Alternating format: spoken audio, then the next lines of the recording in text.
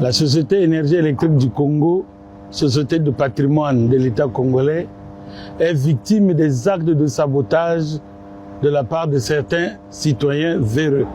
Hier, la nuit, à 20h35, des individus mal intentionnés ont prélevé des cornières sur un pylône à quelques kilomètres de Tchelampo, entraînant ainsi la chute de celui-ci, et 3 pylônes ont été également entraînés dans cette chute, ce qui a été à l'origine du blackout que vous avez connu hier. Aujourd'hui, les 2/3 des habitants de la ville de Brazzaville sont privés d'électricité à cause de cette situation. En l'espace de 2 jours seulement, l'écroulement des pylônes devrait sérieusement attirer l'attention des services de sécurité, car visiblement ces actes ne sont pas anodins, en se référant aux multiples appels des responsables de EKRC vis-à-vis des actes de vandalisme perpétrés sur ces installations. Ces mêmes personnes sont parties dans différents postes de la ville pour arracher les câbles en cuir qui font la liaison entre le transformateur et le tableau de distribution, privant ainsi les populations dans les quartiers de l'électricité. Donc des délestages déguisés, en quelque sorte.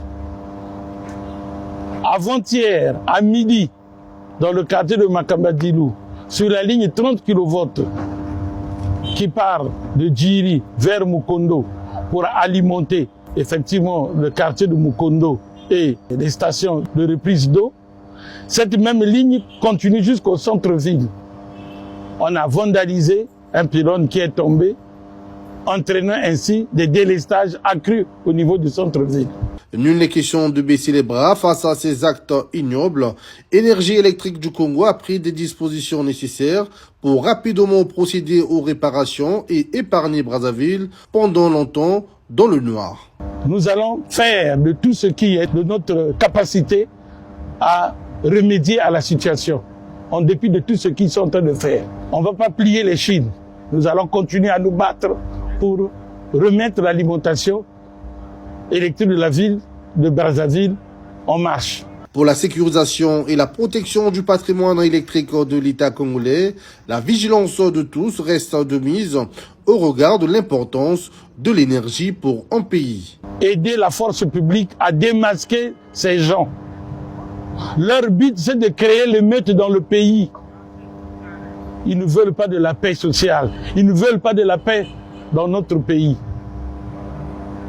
Des gens normaux ne peuvent pas se permettre de faire de tels actes pour priver la population de l'électricité et de l'eau. C'est pas normal. Nous devons tous soutenir la force publique pour démasquer ces gens. Sinon, le pire va arriver. Chers compatriotes, ouvrez les yeux. Cette situation n'est pas normale. En dépit des efforts que Karis est en train de faire, voilà vers où on veut nous amener. Donc, si vous constatez qu'il y a des perturbations dans l'alimentation, c'est dû à ces actes de sabotage. Toutefois, le directeur général de la Société Énergie électrique du Congo sollicite l'indulgence des consommateurs de l'électricité face à cette situation. C'est indépendamment de notre volonté, la situation que nous vivons. Ce sont des actes de sabotage. Je sollicite une fois de plus votre indulgence, chers compatriotes, que nous allons nous battre pour remettre l'électricité dans les quartiers en dépit de ces actes.